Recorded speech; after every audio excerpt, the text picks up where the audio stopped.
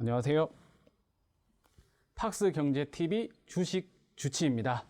자, 먼저 저희 주식 주치는 건강한 투자로 다 같이 버는 세상을 만들기 위해 이렇게 지금 오픈을 했고요.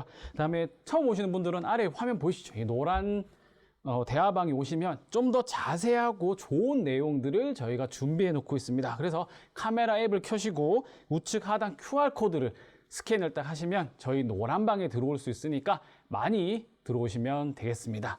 자, 오늘 저희가 첫 번째 시간으로 반도체, 그러니까 올해 2022년부터 2023년까지 왜 반도체가 가는가를 주제로 해서 저희가 오늘 자료를 가져왔고요. 한번 모니터를 보면서 보도록 하겠습니다. 자, 첫 번째, 반도체 왕. 저희가 왜 반도체가 가는가 이렇게 해서 했는데 이 자료를 지금 보시면 이 자료가 2022년부터 2023년까지 미국의 기업이죠. 마이크론 테크놀로지에서 지금 자료가 저희가 가져왔습니다. 그래서 이 자료를 실적 전망치를 보면 보시죠. 2022년에 언제부터? 3분기부터, 그러니까 3분기를 지나고 본격적인 4분기부터 매출 성장이 예상이 됩니다. 근데 2022년이 끝이 아니라 언제?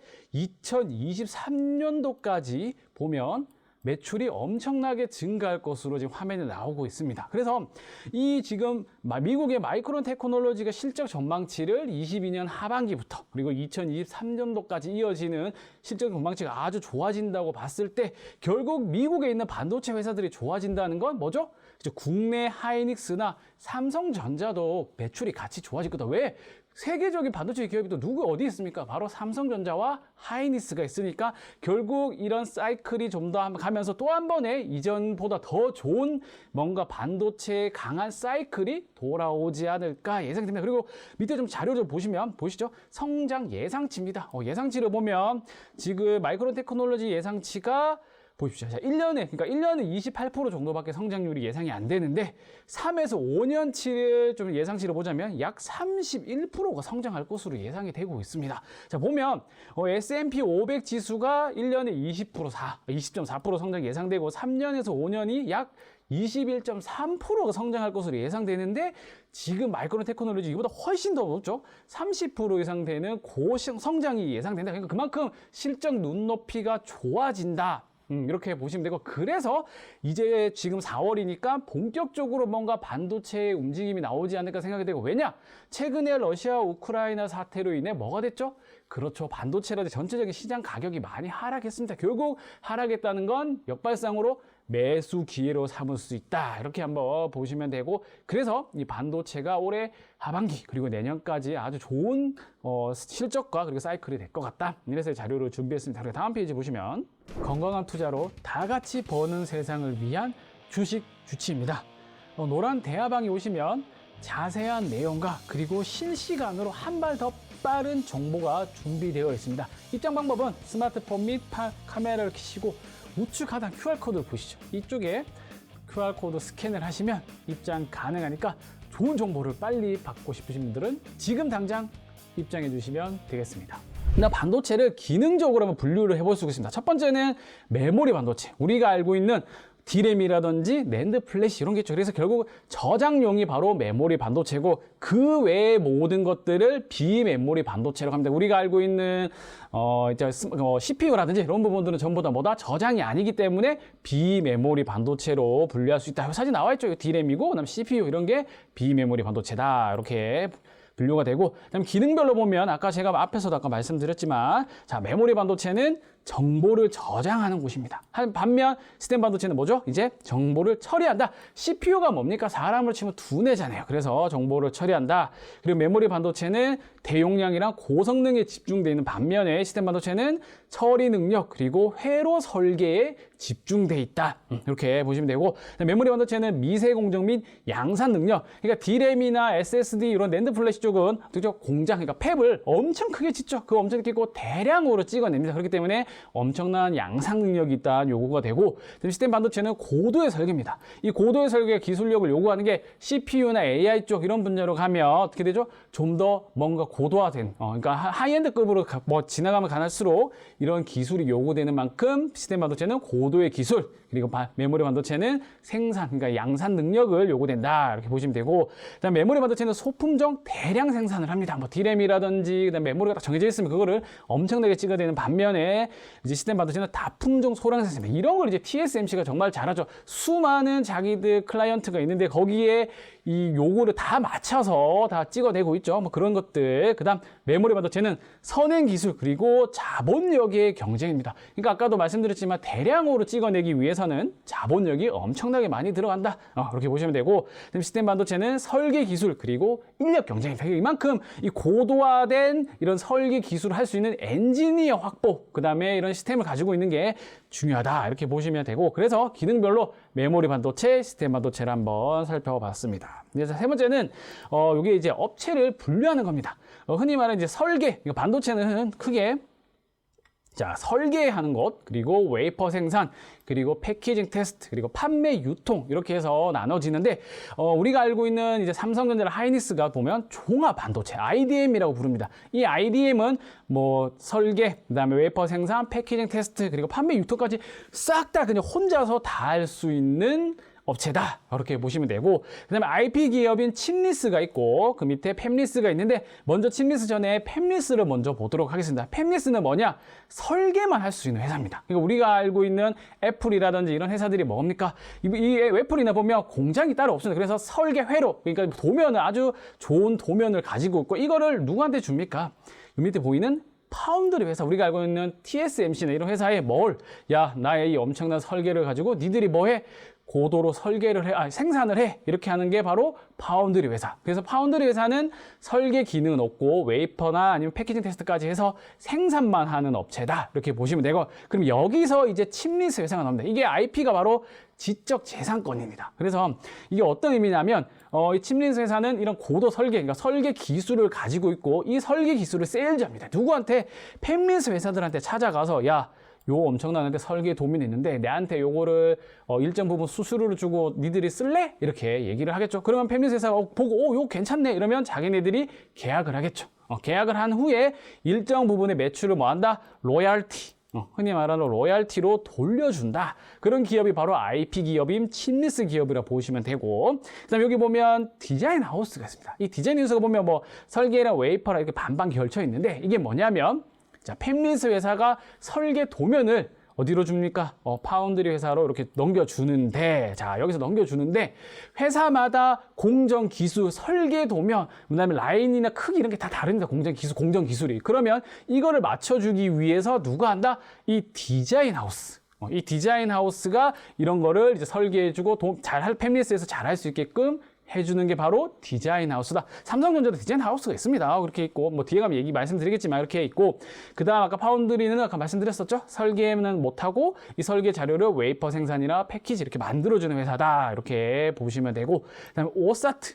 오사트는 이제 흔히 말하는 패키징, 그러니까 여기 말하는 패키징 테스트입니다. 그래서 후공정이라고 불리우죠. 이쪽에서 패키징이나 아니면 테스트를 전문하는 업체들이 뭐다? 오사트 기업들이 있다. 이렇게 좀 정리해 드리도록 하겠습니다. 그럼 다음 페이지를 보면 좀 더 세부적으로 어떤 기업이 있는지 살펴보도록 하겠습니다. IDM이죠. 아까 뭐죠? IDM이 종합 반도체 회사. 그래서 설계, 그다음에 개발, 생산 자체적으로 모든 걸 싹 다 할 수 있는 기업이다, 이렇게 보시면 되고, 대표적인 게 이제 삼성전자, 우리 굴지의 자랑스러운 기업 삼성전자, 하이닉스, 인텔, 그다음에 텍사스 인스트루먼트, 이런 회사들이 있다, 이렇게 보시면 되고, 아까 파운드리 이제 순수 생산만 하고 하는 업체, 위탁이랑 생산만 하는 업체, 삼성도 파운드리로 엄청난 막대한 자금을 투자하죠. 그래서 삼성전자, 그리고 TSMC, 그다음 글로벌 파운드리, 뭐 이런 회사가 있다, 이렇게 보시면 될 것 같습니다. 그리고 반도체 쪽에 이제 파운드리 글로벌 순위를 최근에 D램 익스체인지에서 발표를 했는데, 여기 보시면 아주 고무적인 게 있습니다.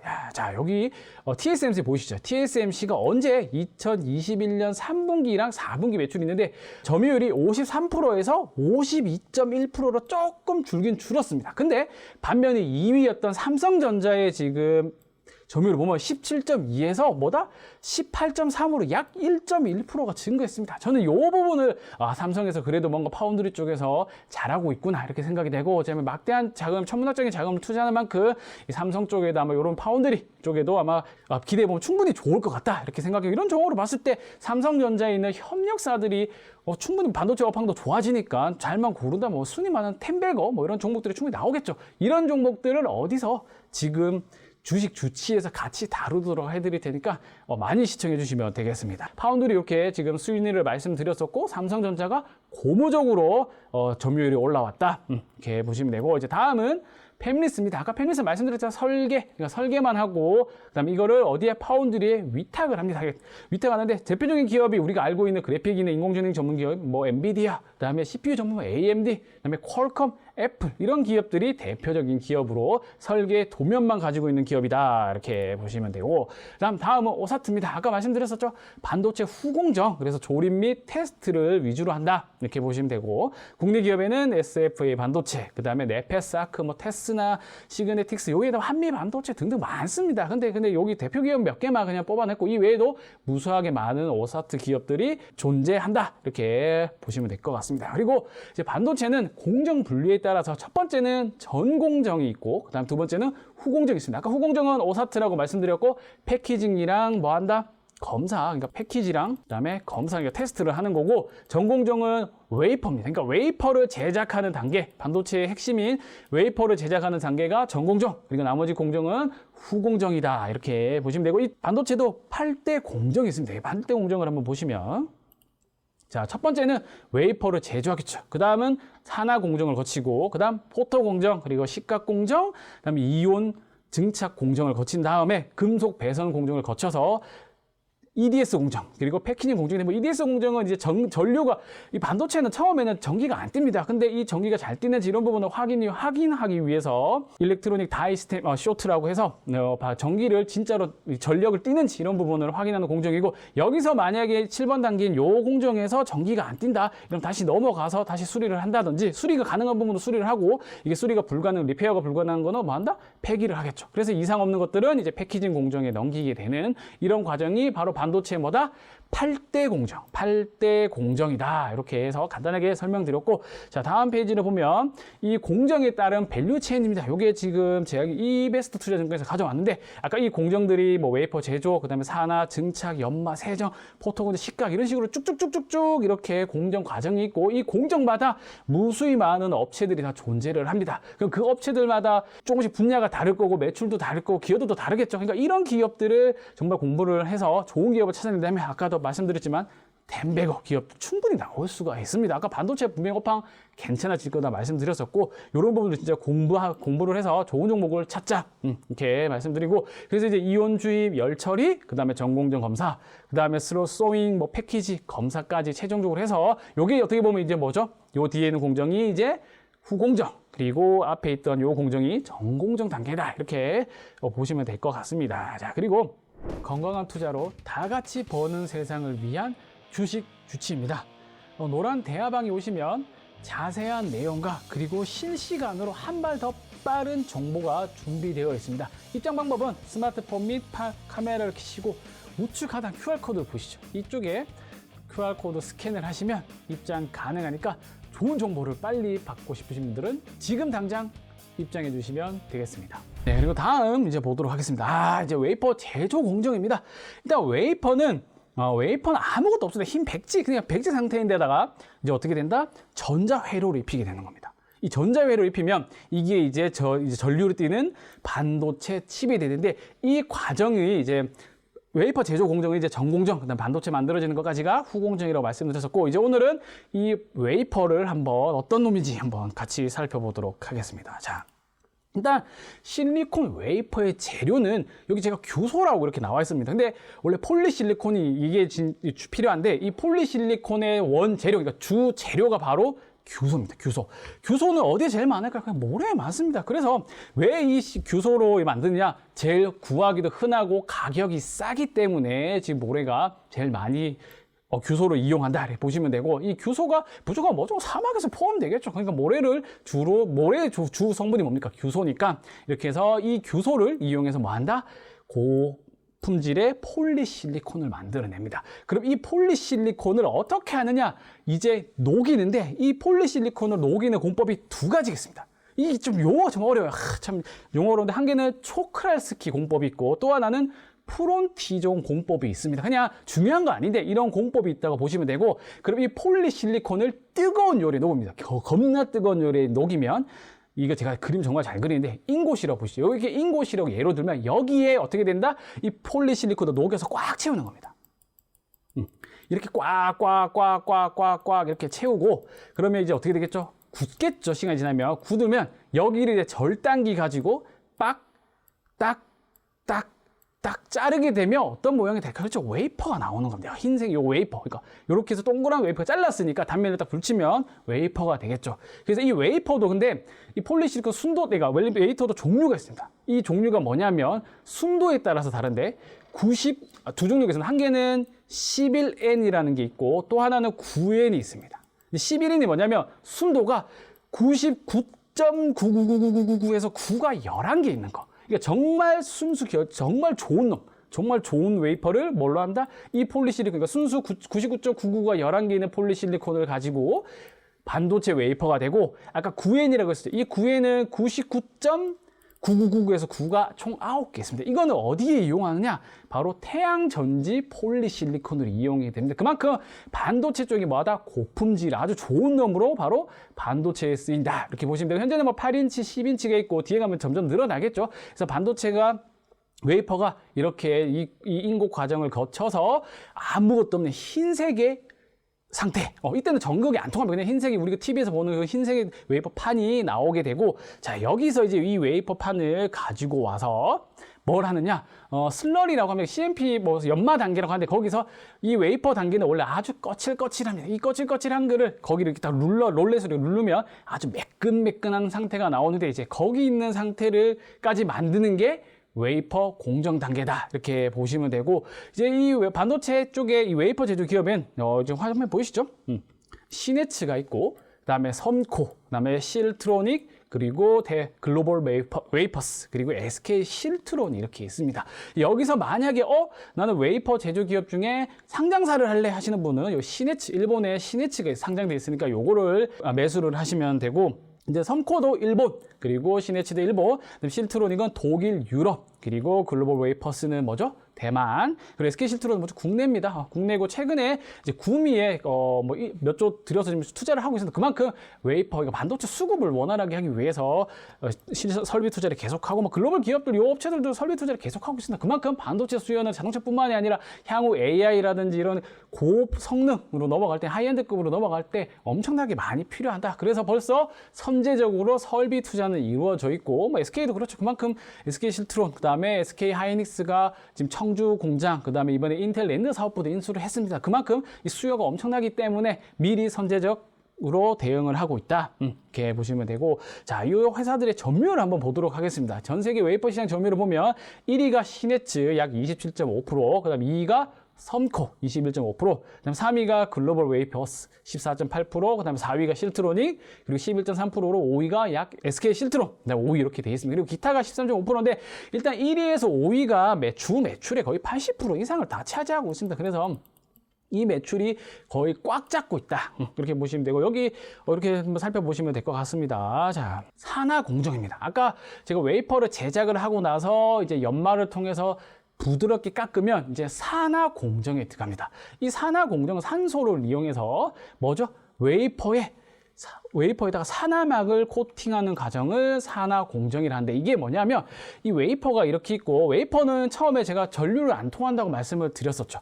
여기에 이 뒤에 가면 이제 전류를 딱 띄게끔 만들기 위해 이온 과정이나 걸치게 되면 전류가 지 마음대로 튑니다. 그러니까 원소들이 지 마음대로 튀는데, 이 마음대로 튀는 것을 최대한 방지를 하고 그다음에 보호해주는 역할, 그러니까 훼손되지 않게끔 보호해준다. 뒤에 가면 나오지만 식각이나 이런 작업을 하다 보면 흔히 말해서 그 녹이 쓸 수도 있습니다. 쉽게 말하면 녹이 쓸 수 있는 현상들을 뭐 한다? 이 산화막을 이용해서 보호를 해주고, 그다음에 전류가 지 마음대로 튀는 것을 방지해주는 공정이 바로 산화 공정이다, 이렇게 보시면 될 것 같고, 여기에 대표적인 기업이 뭐 있냐?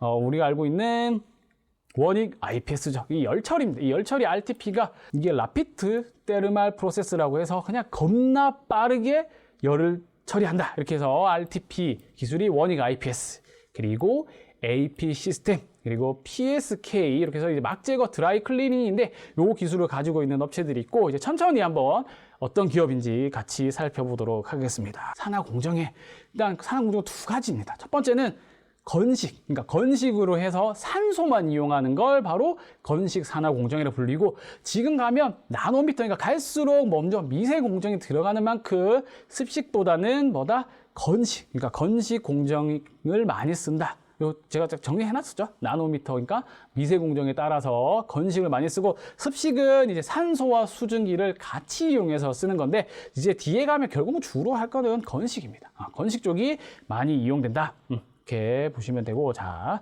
그래서 다음 페이지를 한번 보시면 원익 IPS. 아까 원익 IPS RTP 한다고 말씀드렸을 때 주 매출이 지금 원익 IP에는 자, 주 매출이 거의 증착입니다. 증착 과정, 증착 공정이라 아까 반도체 공정의 증착, 그리고 이온주의, 아까 이온주의 뭐 전극을 뛰게 할 수 있는 이온주의 공정이 있는데, 일단 원익 IPS의 주 매출이 바로 반도체 공정으로 몇 프로? 80%로 차지합니다. 80%로 차지하고, 그다음에 디스플레이 공정이 13.6%. 그러니까 주 매출이 반도체 쪽에 몰려 있다 보시면 되는데, 여기서 이제 중요한 게 이 지금 공정 산하 공정이 열처리 공정입니다. 그래서 열처리는 언제? 그러니까 원익 테라 세미콘이랑 합병을 했죠. 그 합병을 하면서 이 RTP 공정이 있는데 매출은 아주 미비합니다. 그러니까 전체 매출이 조 단위 기업에서 이 열처리 공정은 그렇게 높지 않은 매출이 그렇게 많이 안 차지한다. 그래서 어떻게 뭐 이렇게 물을 수도 있습니다. 이렇게 그러면 매출이 별로 안 차지하니까 이거는 중요한 공정이 아니지 않아요? 하지만 제가 아까 말씀드렸죠. 반도체 공정, 그러니까 웨이퍼나 이런 부분들이 갈수록 매출이 증가하면 결국은 열처리 쪽도 필요하고, 그에 따라서 지금은 매출이 미비할 수 있지만 갈수록 커지고, 그 외에도 계속 매출 부분은 증가할 수밖에 없다. 그래서 이 부분도 꼭 같이 챙겨서 봐야 된다. 이렇게 보시면 될 것 같습니다. 자, 그리고 다음 페이지를 보면 이제 원익 IPS의 매출 현황입니다. 자, 매출 부분은 뭐 아까도 말씀드린 주 매출 장비, 뭐 반도체 제조 장비, 디스플레이 제조 장비, 뭐 솔라셀, 그러니까 이쪽은 이제 태양광 쪽인데 매출이 뭐다? 93%. 그러니까 거의 대다수 매출은 이 반도체나 디스플레이 장비 쪽인데, 아까 제가 그 디스플레이가, 자, 디스플레이 쪽이 13%, 13.6%, 반도체가 80% 말씀드렸습니다. 그 안에 이 열처리 쪽은 진짜 미비합니다. 하지만 이렇게 지금 있다. 이 정도만 한번 알아보시면 될 것 같고, 차트로만 보도록 하겠습니다. 최근에 아까도 제가 반도체 업황이 좋아짐에도 불구하고 뭐라고 말씀드렸었죠? 러시아, 우크라이나 분쟁 때문에 이런 업체들, 그러니까 반도체 장비라든지 업체들이 아주 매력적인 가격권에 있습니다.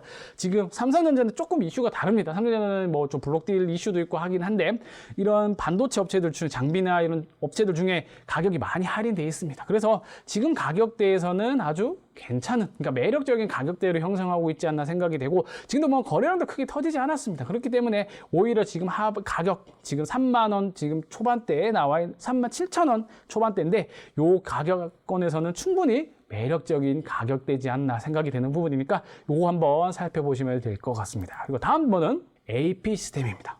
AP 시스템은 아까 조금 다릅니다.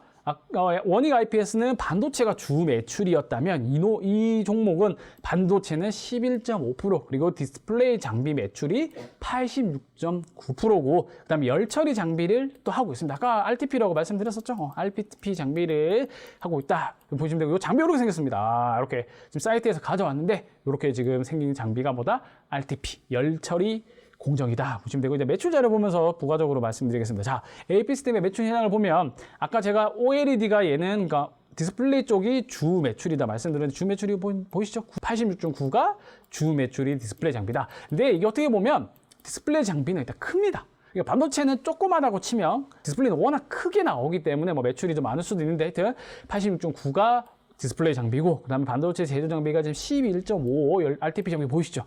그래서 매출 비중은 적지만 제가 이거는 간과하지 말라고 말씀드렸습니다. 왜? 디스플레이 장비도 분명히 지금 내년부터 하반기부터 본격적으로 설비 투자가 들어가고, 그 다음에 중국 중국 BOE라든지 LED 디스플레이 쪽에 이제 투자가 많이 들어갑니다. 그런 부분에서 충분히 증가할 수도 있고, 여기에 반도체, 제가 아까 지금 입 아프게 말씀드리고 있지만 반도체 쪽 업황이 좋아지고 설비 투자가 막대하게 들어가는 만큼 열처리 장비도 꼭 필요합니다. 이 공정이 필요한 공정이기 때문에, 그러면 결국은 뭡니까? 이 매출도 조금씩 증가할 겁니다. 결국 그러면 디스플레이가 땡겨주고 또 반도체가 또 같이 따라가고 실적이 증가하는 거는 기업으로서 뭡니까? 뭐가 되죠? 매출이 증가하고 실적이 좋아진다.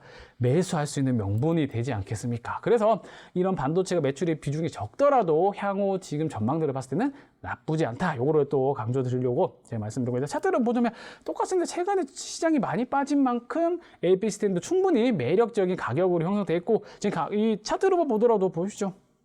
아주 바닥권, 그러니까 다중 바닥을 이쁘게 아주 섹시하게 다졌다. 이렇게 보시면 이제 시장만 돌아서면 이렇게 쭉 우상향하는 흐름이 나올 것 같으니까 요 관련된 종목 AP 시스템이 있다. 이렇게 또 한 종목 소개해 드렸습니다. 그리고 이제 산하공정의 마지막인 PSK가 있습니다. PSK가 최근에 뭐 실적이 엄청 좋았고 주가도 많이 갔습니다. 근데 이 PSK의 주 매출은 바로 드라이스트림입니다. 이 드라이스트림이 이제 점유율 글로벌에서 점유율 탑 안에 들만 가지고 매출이 많이 높고, 여기가 이제 주요 매출 포인트고, 여기서 이제 드라이 클리닝, 이게 바로 건식 장비인데, 여기에 현재 매출에서 10에서 15% 정도 차지하고 있습니다. 화면 보이시죠? 여기에 지금 가져온 거, 여기가 바로 산하공정, 그러니까 드라이 클리닝을 하는데 현재 국내 유일 건식입니다.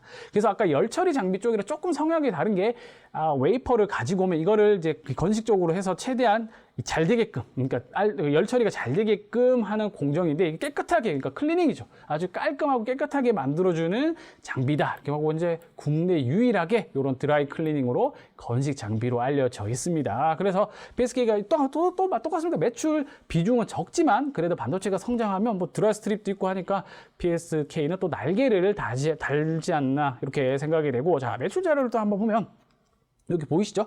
PSK가 딴 건 모르고 일단 뭐 어차피 굵직하게 우리가 흔히 아는 뭐 대기업들의 매출을 많이 하는데, 이거 보십시오. 이게 지금 02기면 실적이 이게 작년이겠죠. 이게 2021년 실적입니다. 21년 실적이고, 그럼 이거는 2020년 실적이겠죠. 근데 실적을 보면 2,600억 정도 하던 매출이 어떻게 껑충 뛰어서 4,400억까지 증가합니다. 매출이 증가했다, 영업이익도 증가했다. 그럼 뭐죠? 그래서 PSK 주가가 많이 올랐습니다. 근데 2020년 하반기부터 2030년까지 좋아질 거니까 여기서부터 매출이 더 올라가는 흐름이 나오지 않을까 생각이 되겠죠. 그러니까 결국은 뭐다? 매출이 증가하는 거는 이 실적도 좋아질 것이고, 결국 저도 아까 말씀드렸습니다. 우리가 뭐 할 수 있는 기회, 저가 매수를 할 수 있는 명분이 주어졌다. 이렇게 보시면 되고, 매출은 아까 거의 주로가 이제 반도체 위주로 하는 업체이기 때문에 PSK도 관심 가져보자 이렇게 말씀을 드리고, 차트 흐름도 보면 PSK 많이 올랐습니다. 엄청 많이 올랐습니다. 지금 4만 원대, 지금 4만 4천 원? 48,900원 정도 지금 형성하고 있는데, 이것도 좋습니다. 그래서 지금 실적 전망치나 눈높이가 좋아지고 있는 만큼 어떻게 된다? 지금 주가가 좀 상대적으로 덜 빠지긴 했어요. 다른 반도체 종목들은 진짜 많이 뭐 흔히 말해서 박살났다고 표현을 하는데, PSK는 그래도 그거보다는 선방을 했다. 그만큼 뭔가 있지 않겠습니까? 뭐 이걸 좋아하는 기관이라든지 아니면 외국계 투자하는 투자 기업들이 가격이 좀 하락하니까 오히려 매수 기회로 대응하지 않았나 생각이 되고, 그만큼 매력적인 회사지 않을까 생각이 듭니다. 그래서 지금 PSK도 보면 지금 가격대에서 괜찮은 가격이다. 그래서 우상향하는 흐름이 나오지 않을까 생각되는 종목입니다. 그래서 오늘 지금 아까 산하공정, 원익 IPS, 그리고 PSK, 그리고 AP 시스템까지 세 종목을 살펴봤고요. 그 다음은 뭘까요? 8대 공정. 이제 산하했으니까. 그쵸? 포토 공정을 같이 한번 보도록 하겠습니다. 건강한 투자로 다 같이 버는 세상을 위한 주식 주치입니다. 노란 대화방에 오시면 자세한 내용과 그리고 실시간으로 한 발 더 빠른 정보가 준비되어 있습니다. 입장 방법은 스마트폰 및 카메라를 켜시고 우측 하단 QR코드를 보시죠. 이쪽에 QR코드 스캔을 하시면 입장 가능하니까 좋은 정보를 빨리 받고 싶으신 분들은 지금 당장 입장해 주시면 되겠습니다. 포토 공정을 보도록 하겠습니다. 자, 포토 공정은 일단 간단하게 여기 제가 뭐 정리한 대로 설명드리면, 감광성 고문자 물질을 이용해서 마스크가 있습니다. 이 마스크 상의 회로 패턴을 뭐한다? 웨이퍼 상에 입히는 공정입니다. 그러니까 웨이퍼가 이렇게 동그랗게 있으면 여기에 마스크를 쏴서 이런 전력이 전기가 틀을 수도 있는 흐름, 그러니까 이런 그림을 좀 그리는 공정이다 이렇게 보시면. 그래서 보통입니다. 이게 감광 이렇게 세 개로 나눕니다. 감광 공정, 그리고 노광, 그리고 현상 공정이 있습니다. 그리고 요 중간에 보면 여기 자료는 제가 뭐 크게 만든 건 아닌데 베이크 공정이 있습니다. 그래서 감광과 노광이 넘어가는 단계는 SB라고 해서 소프트, 그러니까 조금 부드러운 베이크 단계.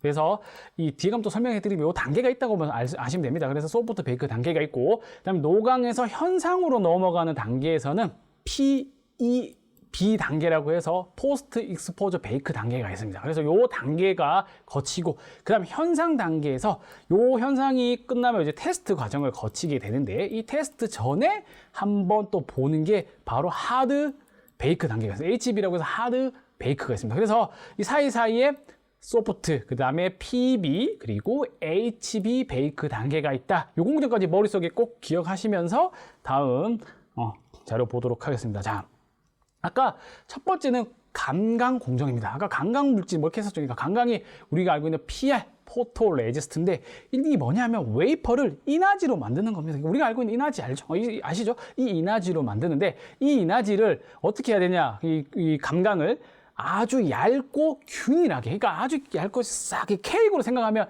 얇은 케이크에 크림을 아주 이쁘게 쫙 이렇게 깔아야 됩니다. 왜? 그래야 빛에 대한 감도가 높아지고, 그래야 잘 회로도가 잘 새겨지니까. 그래서 감광 단계가 중요하다 이렇게 보시면 되고, 지금 그림에는 나와 있지만 여기 뭐 웨이퍼, 산화막, 그 다음에 감광액 이렇게 있습니다. 아까 산화가 뭐죠? 산화 공정에서 얇게 아까 산소를 산화막을 입힌다고 했었죠. 그럼 그 위에 뭐 감광액을 요렇게 지금 입히는 겁니다. 요 감광액 입히는 걸 바로 지금 감광 포토 레지스트 단계다 이렇게 보시면 되겠습니다. 그래서 이 지금 웨이퍼의 감광액을 이쁘게 입힌 다음에, 아까 제가 다음으로 이제 공정 넘어가는 게 노광 공정인데, 노광 전에 뭐 있다고 얘기했죠? 그렇죠. 소프트 베이크 단계가 있습니다. 이 소프트 베이크가 자, 그 SB 단계라고 불리는데, 일단 감광액이 뭘까요? 액체입니다. 이 액체를 소프트, 그러니까 가볍게 베이크한다, 굽는다고 생각하시면 돼요. 그래서 이 액체를 감광액을 아주 이쁘게 이렇게 했는데, 요거를 고체로, 아주 약한 고체로 이렇게 싹 굽는 단계를 바로 소프트 베이크 단계다 이렇게 보시면 되고, 이 공정이 이제 끝난 후가 바로 다음 단계인 노광 공정으로 넘어갑니다. 그래서 스테퍼라고 하는데, 이 회로 패턴이 담긴 마스크에 뭐다? 빛을 통과시켜서 회로로 찍어낸다. 자, 그림 보면서 설명해 드릴게요. 자, 보시면 여기 보면 렌즈가 있죠. 이 렌즈를 요 위에다 섹시하게 딱 올리고, 그 위에 마스크를 덧댑니다. 위에 마스크를 댄 다음에 이제 뭐 하죠? 빛, 그러니까 UV나 UV 이렇게 빛을 이렇게 때려 버립니다. 그러면 이 마스크나 렌즈를 통해서 이 회로 그림, 이거 보이시죠? 지금 이렇게 돼 있는 요 그림을 이렇게 해서 지금 찍어내는 단계가 바로 노광 단계다. 이렇게 보시면 되고, 자, 여기서 아까 제가 말씀드렸던 이제 다음 단계는 뭐죠? 노광 다음이 뭐죠? 현상입니다. 근데 그 현상 하기 전에 아까 말씀드렸을 포스트 익스포저 베이크 단계가 있습니다. 그래서 요 단계를 한 번 더 거치는, 또 베이크 단계는 똑같습니다. 근데 이 베이크 단계를 거쳐 있는 이유가 뒤에 가서 현상을 했을 때 잘 안 되거나 아니면 좀 안 돼, 이런 부분들을 뭐 한다? 더 잘 되게끔 하기 위해서 이 베이크 단계를 또 한 번 걸치게 됩니다. 그래서 여기까지 이상이 없다. 그러면 다음 단계인 바로 현상 단계, 디벨로퍼 단계로 넘어가게 되는 겁니다. 자, 현상 단계로 오면 이 현상 단계가 식가격이나 이런 거를 뿌려서 노광된 영역, 아까 노광 단계에서 막 회로도 그려졌었죠. 거기에 그다음에 그거와 그다음에 노광되지 않은 영역이 있었죠. 아까 제가 그림을 그렸었을 때 요렇게 노란색이 있고, 이렇게 보면 여기 딱 표면을 보면 노광된 영역과 노광되지 않는 영역이 있습니다. 그럼 이 영역을 선택적으로 제거해서 회로 패턴을 형성한다, 이런 게 있는데, 지금 그림으로 보면 지금 여기 뭐 UV를 쏩니다. UV를 쏘면 지금 보시면 이렇게 들어가서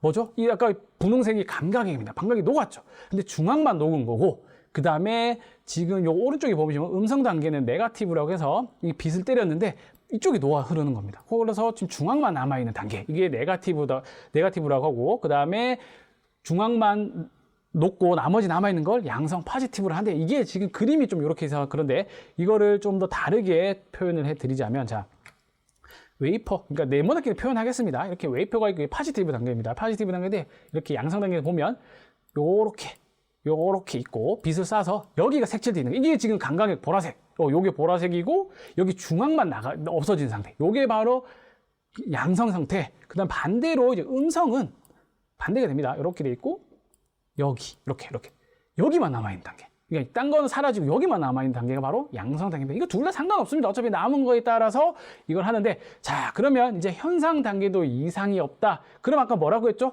아까 소프트 베이크 다음에 하드 베이크입니다. 그래서 하드 베이크를 통해서 다시 한번 이 관광앱이 최종적으로, 그러니까 아까 섹시하게 부드럽게 구웠다면 이제는 강하게, 아까 소프트보다 더 강하게 구우면 이 감각의 부분이 어떻게 됩니까? 아까보다 더 진하게, 더 딱딱하게 고체가 되겠죠. 그렇죠? 그 단계가 이상이 없으면 이제 뭐 한다? 테스트 단계를 거치게 됩니다. 이렇게 이상이 없으면 테스트 단계를 가는데, 자, 여기서 만약에 테스트를 했는데 삐꾸가 났다, 고장이 났다 이러면 아까 어느 단계로 넘어가면 될까요? 고장이 났다 치면 고장이 나면 아까 처음에 있던 감강 단계로 다시 넘어가서 처음부터 다시 하면 됩니다. 자, 그러면 이상이 없으면 다음 단계는 뭐죠? 그렇죠? 다음 단계를 패스하는 거겠죠. 근데 여기서 이제 또 하나의 보너스 종목, 포토 공정의 이 현상 단계에서 최종적으로 포토 공정이 잘 됐나 안 됐나를 확인하는 특수 광학 현미경을 하는 회사가 있습니다. 그 회사가 바로 파크 시스템즈입니다. 이 주가 엄청 올랐습니다. 얘도 파크 시스템즈. 파크 시스템즈라고 있는데, 이 회사가 이런 게 지금 잘 됐나 안 됐나를 광학 현미경으로 딱 확인을 하는 회사입니다. 그래서 이 회사를 통해서 삐꾸가 나면 다시 감각 단계로 넘어가고, 그리고 이상이 없으면 다음 단계로 넘어간다. 이렇게 보시면 될 것 같고, 이래서 이 공정 단계를 거치는 게 바로 뭐 한다? 포토 공정이고, 다시 한번 정리해드리면 감광, 그 다음에 노광, 그리고 현상 단계, 이 과정을 통틀어서 포토 공정이다 보시면 되고, 그 다음 이 테스트를 하는 걸 파크 시스템즈다 이렇게 보시면 되고, 그러면 이제 관련된 종목이 뭐 있을지 보도록 하겠습니다. 관련된 종목은 포토 공정의 ENF 테크놀로지가 있습니다. 이 회사는 이제 포토레지스트, 아까 감광을 원료를 공급하는 회사고, 그 다음은 이제 우리가 이름 많이 들어보셨죠? 동진 세미캠, 그리고 아까 마스크, 제가 노광 단계에서 마스크를 보여드렸었는데 그 하는 회사가 SNS텍, 그리고 SKC, 이렇게 4개 회사, 그 다음에 플러스 알파로 아까 뭐였죠? 저 파크 시스템즈까지 이렇게 해서 총 5개, 이뿐만 아니라 더 있긴 있습니다. 하지만 요즘 주로 가져온 종목들을 이렇게 5개에서 한번 보도록 하겠습니다. 건강한 투자로 다 같이 버는 세상을 위한 주식 주치입니다. 노란 대화방에 오시면 자세한 내용과 그리고 실시간으로 한 발 더 빠른 정보가 준비되어 있습니다. 입장 방법은 스마트폰 및 카메라를 켜시고 우측 하단 QR코드를 보시죠. 이쪽에 QR코드 스캔을 하시면 입장 가능하니까 좋은 정보를 빨리 받고 싶으신 분들은 지금 당장 입장해 주시면 되겠습니다. 포토 공정 관련된 종목들을 한번 살펴보도록 하겠습니다. 자, 첫 번째는 이 순서대로 나와 있습니다. ENF 테크놀로지입니다. ENF 테크놀로지 많이 들어보셨죠? 한국알코올의 자회사죠. 최근에 뭐 주가도 많이 올라갔는데, 지금 이 회사의 이제 작년 실적 자료를 좀 가져오다 보면 뭐 신너, 스트리퍼, 그다음 디벨로퍼 뭐 이렇게 애칭가스 이렇게 여러 개 있습니다. 근데 지금 제가 보면 매출도 많이 증가했습니다. 보면 2020년에 4,860억. 근데 이게 연결 매출 자료입니다. 연결 매출 기준으로 말씀드리는데 4,800억. 그리고 그러니까 2020년 재작년에 4,800억. 그리고 올해 5,200억. 그리고 올해도 눈높이가 더 높아집니다. 자, 제가 늘 이렇게 말씀드리는데 왜 이렇게 늘려나느냐? 말씀드렸었죠. 글로벌 기업들이 설비 투자를 막대하게 하고 있습니다. SK 하이닉스뿐만이 아니라 뭐 인텔도 하고 뭐 엄청 기업들이 다양하게 투자를 많이 하고 있습니다. 그러면 그에 대한 당연히 설비 투자가 하고 하는 만큼 재료도 많이 필요하고 이 공정에 대해서 커지겠죠. 그 다음에 또 중요한 게 뭐죠? 이 공정이 웨이퍼도 좀 아이러니한 게, 공정이 늘어나면 늘어날수록 더 이런 재료들이 더 많이 듭니다. 지금 웨이퍼가 뭐 8인치, 10인치 나오면 뭐 10인치 계속 웨이퍼가 늘어나면 늘어날수록 뭐 합니까? 더 수율이라고 하죠. 더 좋아지는 만큼. 근데 더 뭐다?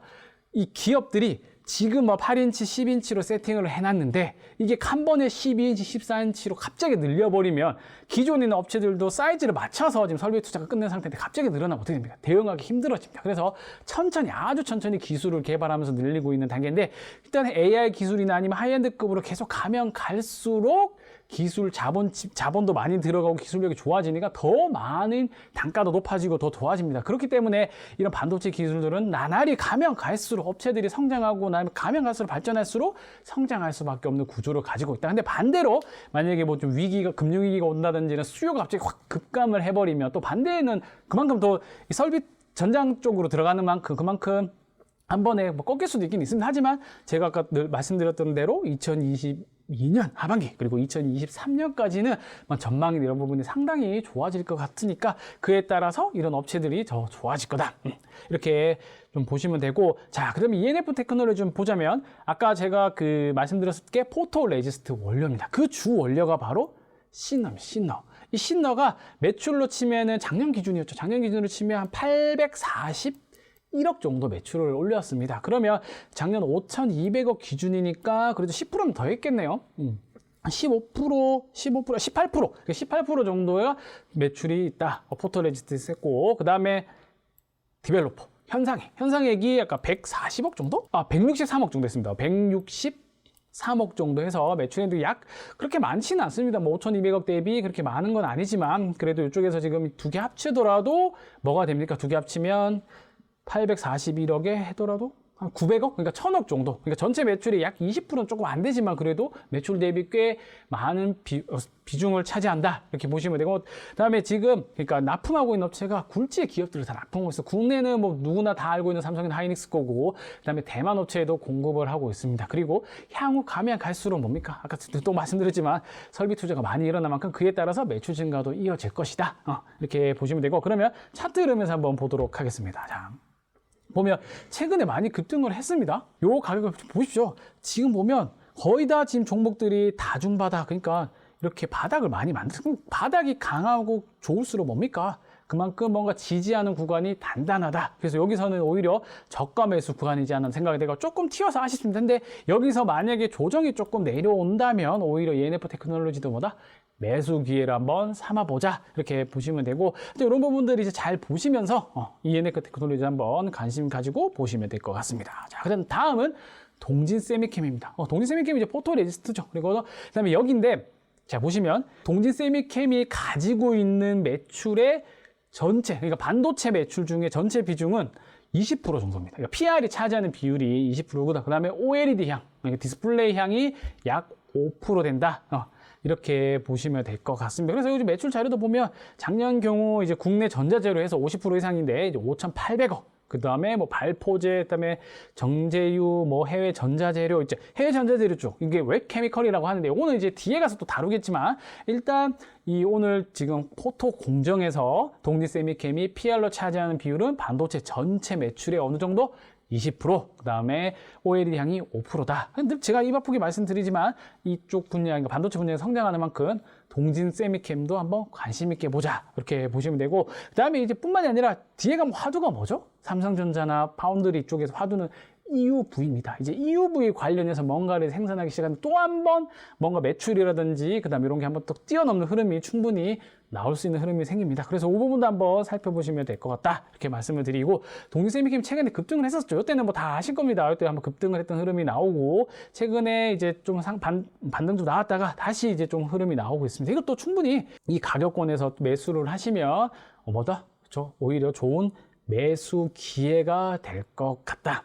이렇게 해서 한번 보시면 될 것 같고, 동진 세미캠도 뭐 매출처가 다양합니다. 그래서 한번 유심 있게 보시면 될 것 같은데, 솔직히 개인적으로 동진 세미캠으로 수익 내는 게 조금 어렵습니다. 어떻게 보면 좀 움직임이 좀 그렇긴 한데, 근데 좀 중기 장기로 투자를 하시는 분들은 뭐 동진 세미캠도 길게 보시면 나쁘지 않은 종목 중에 하나다. 이렇게 보시면 되고, 자, 다음은 세 번째는 SNS텍입니다. 여기 요 공정에서 마스크 단계. 그러니까 여기 있는 이 마스크 단계를 하는 게 블랭크 마스크로 단계를 하는 게 SNS텍이고, 자, 일단 반도체 향이 전체 매출의 약 40% 정도로 차지하고 있습니다. 블랭크가. 그다음 OLED 향이 60%입니다. 아까도 제가 뭐 간단하게 말씀드렸었는데 이 OLED 쪽이 큽니다. OLED가 뭐 1인치, 2인치 나가는 게 아니에요. 기본이 80인치 TV, 뭐 4, 뭐 크게 TV가 나가니까 그만큼 OLED 향이 그만큼 매출이 좀 크다. 이렇게 보시면 될 것 같고, 반도체는 전체 매출의 40% 이렇게 차지하면서 결국 아까도 말씀드렸지만 반도체 기술이 커지면 커질수록 결국 SNS 텍도 뭐 한다? 주가는 충분히 실적이나 이런 부분은 좋아질 거고 그다음 요 좀 번외인데 조금 더 이제 뭐 부연으로 좀 말씀드리자면 SNS 텍이 뭐 하죠? 그쵸? EUV 블랭크를 합니다. EUV가 뒤에 가면 정말 갑 중에 강 ASML이 납품하는 건데 이 파운드리 장비의 핵심 장비 그거에 이제 EUV 쪽에 블랭크 장비가 요거는 조금 시간이 걸릴 것 같습니다. 현재 양산하고 있고 계속 준비 테스트 과정을 이제 프리퀄리 테스트 과정을 거치고 있는데 이게 솔직히 쉽지는 않습니다. 워낙 그 EUV 광쟁이 된다면 엄청난 때 될 수는 있는데 현재는 계속 진행하는 단계고 협력사 원청 업체가 계속 하고 있는 단계고 이 부분에서는 시간이 조금 필요하지만 그래도 만약에 이제 EUV 플랭크가 본격적으로 양산이 되고 생산되게 된다면 SNS텍도 엄청나겠죠. EUV 쪽이니까 요거는 아마 웬만한 대다수 반도체 회사들이 EUV 쪽, 그러니까 EUV 패밀리클이라든지 플랭크라든지 뭐 다양한 이쪽의 포토라든지 다양하게 아마 준비를 많이 할 겁니다. 그래서 EUV 쪽 관련된 이쪽도 이제 회사들이 점점 준비하고 있으니까 이런 부분도 꼭 주의 깊게 살펴보자 말씀드리고 그래도 뭐 국내 대만 업체 이렇게 해서 납품을 하고 있습니다. 그리고 번외로 제가 SNS텍을 한 개 가져왔는데 최근에 일단 설비 투자가 나왔습니다. 일단 200억 정도로 투자하는데 이게 EUV 팹리클 관련해서 신규 투자를 용인을 했고 이게 솔직히 신규 투자를 200억 정도로 투자를 했다는 건 뭐 원청 그러니까 위에 있는 대빵이겠죠. 대빵에 뭔가 오더가 있지 않았나 생각이 되고 거기에 EUV 팹리클을 양산했다. 그러면 이제 본격적으로 올 하반기부터 아니면 내년 상반기 때는 뭔가 이쪽에서도 그러니까 가시적인 매출이 나오지 않을까 생각이 듭니다. 그래서 그냥 번외로 설명하면서 좀 번외로 말씀드리려고 가져왔고 요것도 한번 EUV 관련 쪽도 SNS텍은 같이 한번 눈여겨봐야 되는 종목이다 이렇게 말씀드리도록 하겠습니다. 그리고 이 차트 흐름도 보면 최근에 많이 좀 하락을 했습니다. 아까 뭐 조금씩 종목마다 움직임이 다르니까 근데 SNS텍도 지금 많이 하락을 해서 요 정도 가격권이고 그 다음에 다중바닥 이렇게 흐름에서는 오히려 지금 쪽이 매수 기회 그러니까 저가 매수 기회로 갈 수 있다 이런 부분 한번 접근해 보자 말씀드리고 제가 늘 지금 말씀드리지만 단기를 접근하는 부분은 아닙니다. 저는 중기, 장기 그러니까 2023년까지 매출이 쭉쭉 증가한다고 가정하고 공부를 하고 그다음에 성장성을 보고 중기, 장기로 가자고 말씀드리는 부분입니다. 자, 그리고 다음은 SKC입니다. SKC. SKC는 뭐죠?